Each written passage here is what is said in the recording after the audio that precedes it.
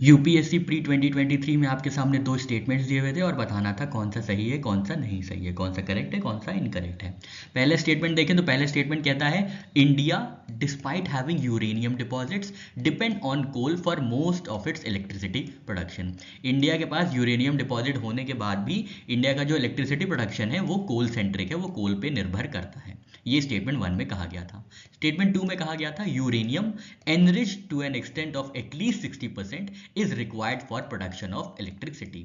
Statement 2 में बताया गया था यूरेनियम को अगर इलेक्ट्रिसिटी प्रोड्यूस करनी है तो यूरेनियम का एनरिचमेंट एटलीस्ट 60% या 60% से ज्यादा होना चाहिए। ये दो स्टेटमेंट दिए हुए थे और इसका सही आंसर था स्टेटमेंट 1 बिल्कुल करेक्ट है, ये तो आपको देखते ही समझ में आ जाएगा, और स्टेटमेंट 2 इनकरेक्ट है। यहां पे आपकी नॉलेज चेक हुई है, तो देखते हैं स्टेटमेंट 2 क्यों इनकरेक्ट है। यूरेनियम एनरिचमेंट की बात करें तो आप जानते हैं नेचुरल यूरेनियम में दो आइसोटोप होते हैं U238 और U235। जो आइसोटोप U235 होता है ये कैरी आउट करता है फिजन प्रोसेस, जो कि स्प्लिट होके रिलीज करता है एनर्जी, तो ये इंपॉर्टेंट होता है U235। बट इसकी जो वैल्यू है, जो इसका कॉन्टेंट है, जो इसकी मात्रा है, बहुत कम है, 0.7% ही सिर्फ पाया जाता है। तो इसी को बढ़ाने के लिए, इसी के यूरेनियम 235 आइसोटोप को बढ़ाने के लिए, इसकी मात्रा को बढ़ाने के लिए जो प्रोसेस होता है उसको यूरेनियम एनरिचमेंट कहते हैं।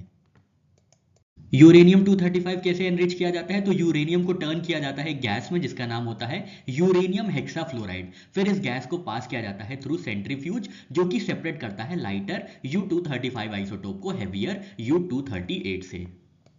बचा हुआ यूरेनियम 238 कहां पे यूज होता है, तो इसको कन्वर्ट कर दिया जाता है प्लूटोनियम 239 में, जो कि फिजनेबल मटेरियल है।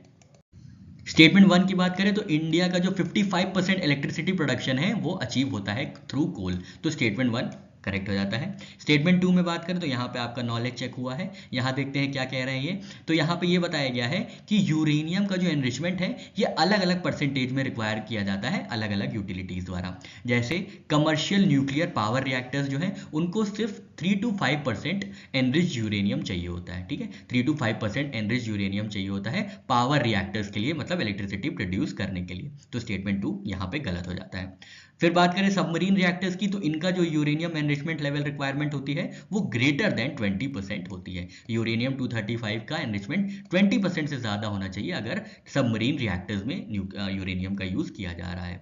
वेपन्स ग्रेड की बात करें तो 80% से ज्यादा यूरेनियम एनरिचमेंट होना चाहिए अगर वेपन्स डेवलप करना है आउट ऑफ यूरेनियम। तो यहाँ पे हमारा स्टेटमेंट 2 करेक्ट नहीं होता है, स्टेटमेंट 2 इनकरेक्ट हो जाता है, और स्टेटमेंट 1 करेक्ट है क्योंकि इंडिया का जो 55% इलेक्ट्रिसिटी प्रोडक्शन है वो अचीव होता है थ्रू कोल।